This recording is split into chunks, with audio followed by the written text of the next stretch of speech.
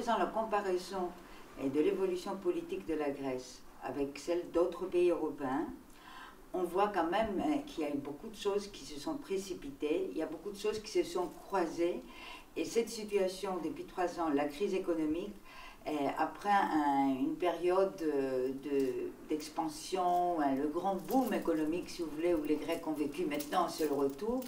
Je pense qu'il y a plein de principes que pour nous ici, nous vivons tous les jours et on le respecte, et pour nous, c'est inimaginable de faire certaines choses ou vraiment de ne pas respecter.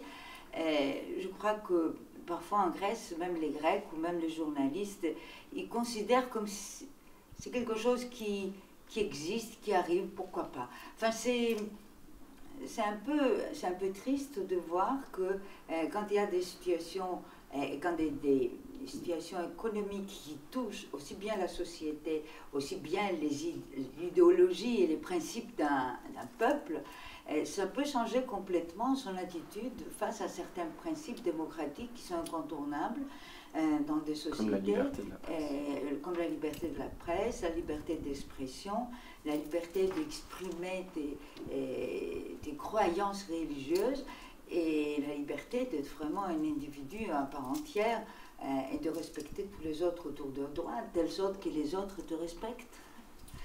Et la loi donne à nous tous la possibilité de s'exprimer librement. Mais vous savez très bien que là où s'arrête notre liberté, ça commence la liberté de l'autre. Alors c'est vrai que des fois on dit, au nom de la liberté, je peux dire, je peux faire ce que je veux. Ça c'est vrai qu'il faut le voir d'une manière un peu intellectuelle et aussi logique. Ce qu'on appelle la Grèce antique, il disait qu'il y a la raison. Il faut toujours trouver la bonne raison et la bonne manière de donner, par exemple, une nouvelle. Hier, par exemple, la crash d'un avion, tout de suite les journalistes s'étaient précipités de donner une nouvelle rapidement pour ne pas rater l'affaire. Et ils ont dit, certainement, il n'y a aucun survivant.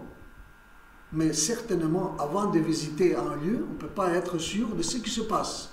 Voilà ce que je dis, au nom de la liberté, il faut être toujours prudent, ce qu'on vous apprenne à l'école, et faire une bonne enquête avant de donner publiquement la nouvelle.